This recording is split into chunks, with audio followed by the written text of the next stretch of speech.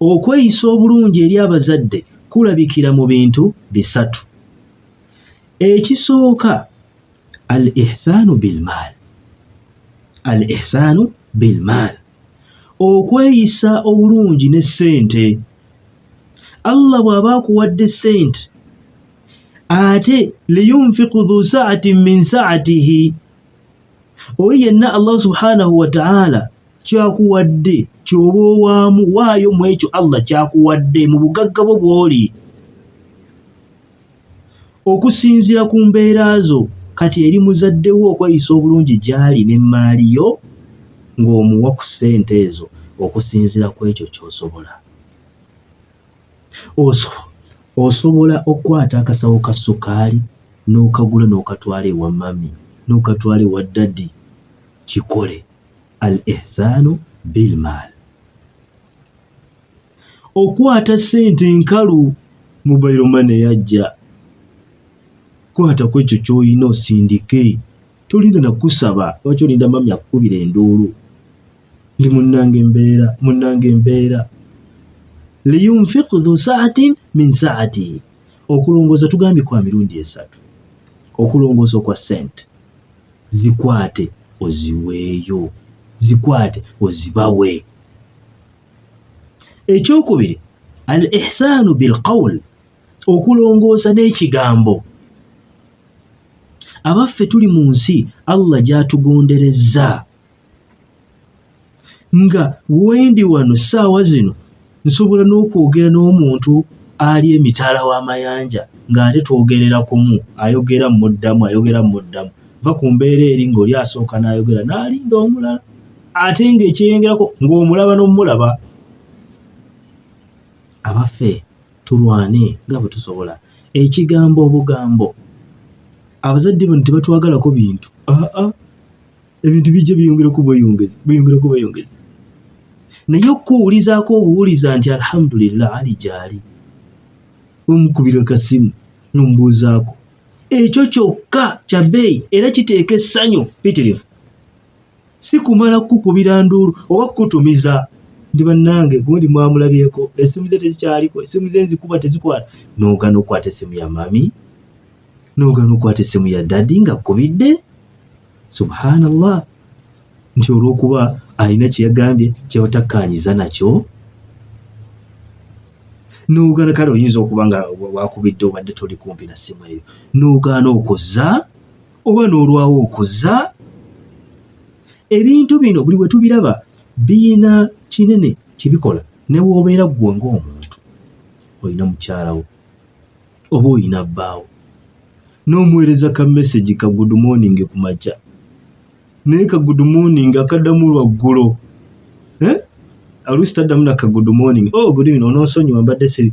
Ekyo kyokka kiyinza n'okuggyako n'omukwano gw'obadde nagwo ne gukendeera. Kale embeera efaana bw'etyo, tulongoose, tweyise bulungi eri bazadde baffe nga tuyita mu bigambo. Bigambo ki by'oyogera ne mami wo? Bw'oba oyogera naye, oyogera naye ng'obogoka, oyogera naye nga omuddamu ayogera bw'oyogera. Abaffe ensonga eno nkulu, ndagaano eri wakati wo nze naawe ne Allah subhanahu wa ta'ala, ginyweze ngikuume. Ekyokusatu, okulongoosa eri abazadde baffe bil amal, n'emirimu, n'omulimu. N'obazimbira ennyumba, n'ogula ebyokulya n'obibatwalira, ebyo bikolwa. Okubalambula, n'ogendayo, eri si mubadde okuba mwogerezega naye okukulabako wali.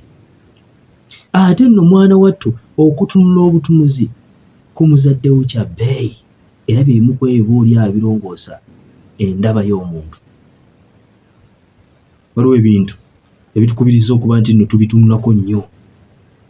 Amaaso gano booli awo nabo gasobole okwongera okulongooka n'endaba yaago, ebintu bya green n'ebirala, naye nga mulimu n'okutunula ku muzadde wo, okutunula ku mami wo. Eri gwe akyamuyina, manya nti okubeerawo kwe kya bbeeyi, naye abamu tebafaayo. okwogera tukulabye abamanyi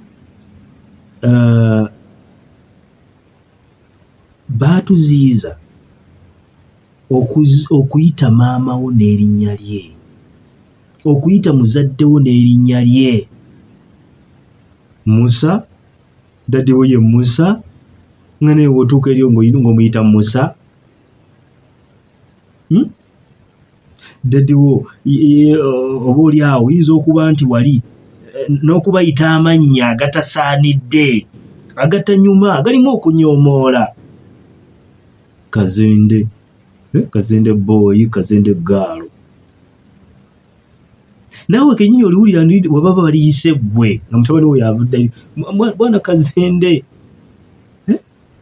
Kati mu bimu ku bigambo bikola kuba tugaya okulongoosa gye bali mu bigambo. Kati ebigambo by'oyogera nabo olina okubisengejja. Tobayita linnya, muzadde wo tomuyita linnya, mami tomuyita linnya, Fatuma. Ebintu ebyo byonna bye biraga nti olongoosa gye bali. Kiri Allah kye yatugamba wa bil walidaini ihsana, n'abazadde ababiri mubayise bulungi. Olaba ne Nabbi Ibrahimu alayhi salaam, yadde nga kitaawe yamumanya nti nno si mukkiriza, muwakanyi eri Katonda, teyamuyitako linnya lye, teyamuyita linnya lye, wabula yagamba Allah nga bw'atugamba nti idh qaala li abiihi ya abati. Jjukira ekiseera Ibrahimu alayhi salaam we yagamba kitaawe nti owange taata, owange taata, ya abati. Kati ekyo ne kikulaga nti tusaanidde okwogera obulungi eri abazadde baffe, tomuyita linnya lye. Mu kulongoosa ate okw'ebikolwa mwe muli n'ekyokubaweereza. Oyinza okuba nga ggwe tosobodde kubaweereza naye n'ofuna omuntu obugunuga nja musasula, omukozi w'awaka nza musasula, obugukenyi n'omwereetera, ate n'ofuba okulaba nti nno endabirira gy'alabiriramu bazadde bo yeeyo yennyini esaanidde. Ekyo nno kye bayita okulongoosa eri abazadde.